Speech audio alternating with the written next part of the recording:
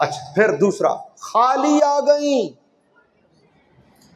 خالی آ گئی تو میں آپ کی توجہ، یہ نوجوان خصوصاً یہاں زیادہ بیٹھے ہیں، آپ کی زیادہ توجہ مجھے چاہیے ان نوجوانوں کی. آپ ذرا غور سے سنیں، اس لیے کہ عقائد آپ کے زیادہ خراب ہو رہے ہیں، حملہ آپ پہ زیادہ ہو رہا ہے. نیٹ کی تقریریں آپ سن رہے ہو، کبھی مرزا جیلنی کو، کبھی کس کو، کبھی کس کو، حالانکہ ہر بندہ اس قابل نہیں کہ اسے نیٹ پر سن لیا جائے. زیادہ خطرات آپ کو ہیں، آپ کا ایمان، ڈاکو آپ کے ایمان پر پڑ رہے ہیں. زیادہ آپ کو ضرورت ہے اس مسئلے کی سمجھنے کی. نام اہل بیت کا گئی، خالی آ گئی. ظالموں، اہل بیت کے لیے یہ لفظ دہراتے ہو کہ وہ خالی آ گئی، کیا وہ مال کی بھوکی تھی معاذ اللہ؟ کیا وہ مال کی بھوکی تھی؟ کن لفظوں سے گفتگو ہو رہی؟ خالی آ گئی، حدیث میں لکھا ہے کہ خالی آ گئی. اور پھر فاطمہ الزہرا کی جھولی کو خالی کہتے ہو؟ بتاؤ کیا یہ ادب ہے؟ حضرت سیدہ پاک کی جھولی کو خالی کہنا. سارا جہان جن کے در سے پل رہا ہے تم ان کی جھولی کو خالی کہتے ہو؟ اتنے پرلے درجے کی بدتمیزی. خالی کا مطلب کیا ہے بتاؤ؟ درے سے محل ابو بکر سے فاطمہ سے خالی آ گئی. لعنت ہو اس لفظ پر، لفظ خالی پر، جو حضرت زہرا پاک کے لیے استعمال کرے ہیں. ہم نے تو یہ سنا ہے جن پر صدقہ حرام ہے عارف، وہ بھی سیدہ کا صدقہ کھاتے ہیں. ہم نے تو یہ سنا ہے کہ ابھی جو شعیب خان شعر میں نے کہا کہ دوبارہ پڑھو، یہ شعر میں نے جان بوجھ کے دوبارہ پڑھوایا ہے کہ آؤ در زہرا پر پھیلائے ہوئے گا. قسم ہے تمہیں، بتاؤ کیا تم نے نہیں سنا؟ شمعون یہودی کے پاس حضرت سیدہ پاک کی چادر کیوں گئی تھی؟ بتاؤ بتاؤ، سیدہ پاک کی چادر شمعون یہودی کے پاس کیوں گئی تھی؟ بکنے کے لیے. وجہ بتا دو کہ در زہرا پر سائل بن کر ایک فقیر آ گیا. حضور نے ایک صحابی کو بھیجا، مہمان ہے.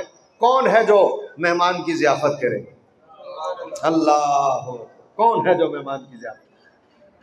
تو سب دروں سے ہو کر آ گئے، بات نہ بنی. جب سیدہ کے در پر پہنچے تو آپ نے کہا کہ حضور کا مہمان ہے، خالی چلا جائے؟ یہ نہیں ہو سکتا. یہ چادر لے جاؤ اور جا کر یہودی کو دو، اس سے بھیج دو اور مہمان کی خدمت کر دو. چادر وہاں پہنچی. قربان قربان، ہم یہ ہیں، ہم یہ ہیں، یہ ادب ہے. قربان. اس نے کہا بولی بعد میں لگاؤں گا، پہلے یہ بتاؤ چادر ہے کہاں کی، کہاں سے آئی؟ اللہ. صحابی نے کہا تم اپنا کام کرو، یہ بتانا ضرور. انہوں نے کہا نہیں، اس چادر میں سے کچھ خوشبو آتی ہے جو عام خوشبو نہیں ہے، بتاؤ. تو ساری جب وجہ بتائی گئی کہ یوں یوں یہ چادر لائی گئی، اس نے کہا مہمان کی تکریم کا مسلمانوں کے یہاں یہ عالم ہوتا ہے. انہوں نے کہا چادر بھی واپس لے جاؤ اور میں کلمہ بھی ساتھ ہی پڑھ رہا ہوں. اس در کے لیے ہی کہنا کہ خالی آ گئی. ظالموں، خالی کہتے ہو در زہرا پاک کے، آپ کی جھولی کو خالی کہتے ہو، خالی آ گئی. پھر ایک اور جملہ کہتا ہوں، ساری دنیا کی دولت ایک طرف اور اہل بیت اطہار کے لیے رسول اللہ کے الفاظ ایک طرف. اب ایک جملہ کہتے ہیں، ساری دنیا کی دولت، فدق جیسے لاکھوں فدق ایک طرف اور اہل بیت کے لیے حضور کی حدیث، ان کے لیے حدیث ہے. اب ذرا جملہ سنو. جب حضرت ابوبکر صدیق نے حدیث سنائی، حضرت سیدہ پاک نے سنی. ضروری نہیں ہے ہر حدیث ہر اہل بیت کے فرد کو معلوم ہو، ضروری نہیں. اور ہر حدیث ہر صحابی کو معلوم ہو، ضروری. کئی دفعہ ایسا ہوا صحابی حدیث پڑھتے تھے، سامنے والا کہتا تھا تم نے حضور سے خود سنا؟ کہتے تھے ہاں میں نے خود سنا. کہتے بس ٹھیک ہے. ہر وقت تو ہر صحابی سامنے نہیں تھا. حدیثوں کی اتنی تعداد کیسے ہے؟ ایسے ہی تو ہے. پھر حدیثیں ضعیف کیسے ہوئی ہیں؟ حدیث کیسے ضعیف ہو سکتی ہے؟ مطلب یہ کہ راوی ضعیف ہے، تو راوی ضعیف کیسے ہوئے؟ ایسے ہی ہے کہ ہر صحابی ہر وقت حضور کی بارگاہ میں ہر وقت تھوڑی تھے. ہر تو ضروری نہیں ہے کہ ہر بات ہر کسی نے سنی ہو. میں دلیل دیتا ہوں، پڑھ کے دیکھیں آپ سیرت کی ساری کتابیں اور حدیث کی کتابیں. حضور کا وصال ظاہری ہوا، اس بات پر صحابہ کرام میں تکرار ہو گئی کہ حضور کا مزار کہاں بنے گا. تکرار ہوئی صحابہ میں کسی نے کہا بیت المقدس میں بنے گا، کسی نے کہا کعبۃ اللہ میں جا کے بنائیں گے انبیاء کی سرزمین، کسی نے کہا بیت المقدس میں بنائیں گے، سب کے اپنے اپنے رائے تھی، یہاں یہاں یہاں یہاں۔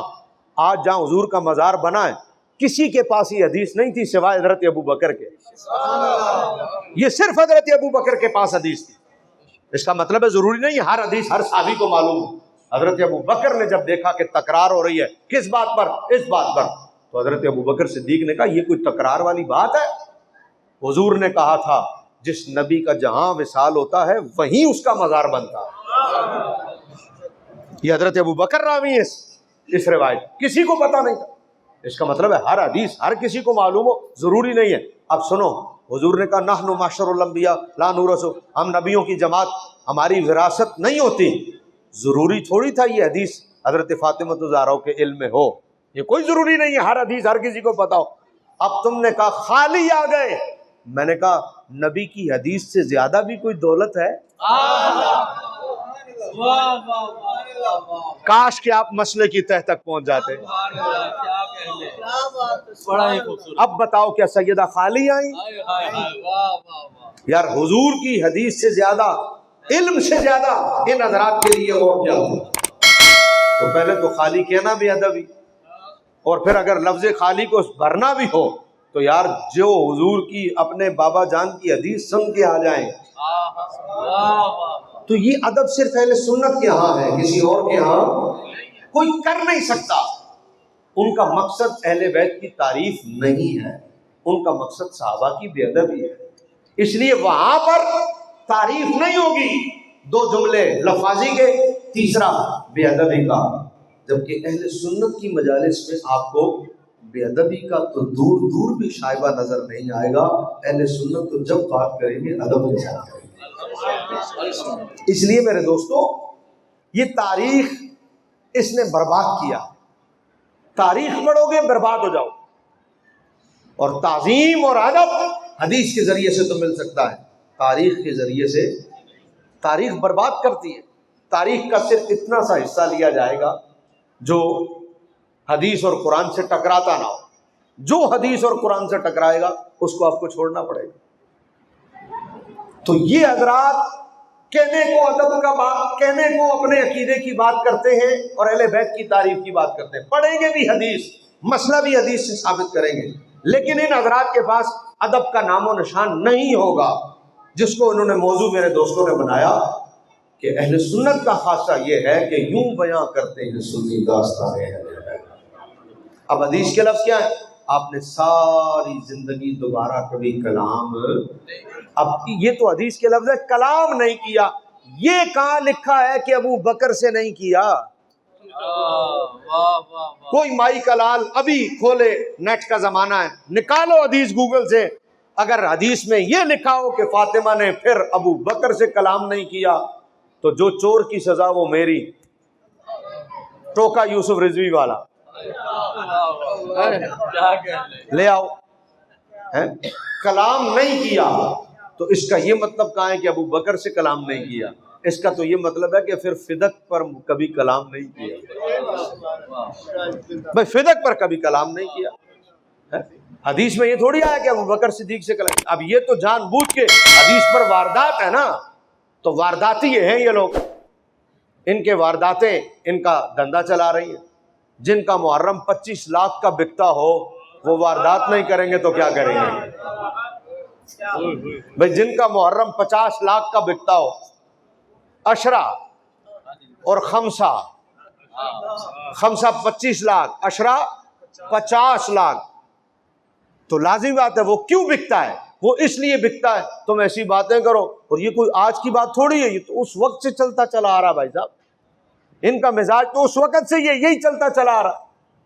لیکن اس وقت سے لے کر آج تک اگر ادب کو ملوذ خاطر رکھ کر کسی نے بات کی ہے تو وہ اہل سنت نے کی ہے۔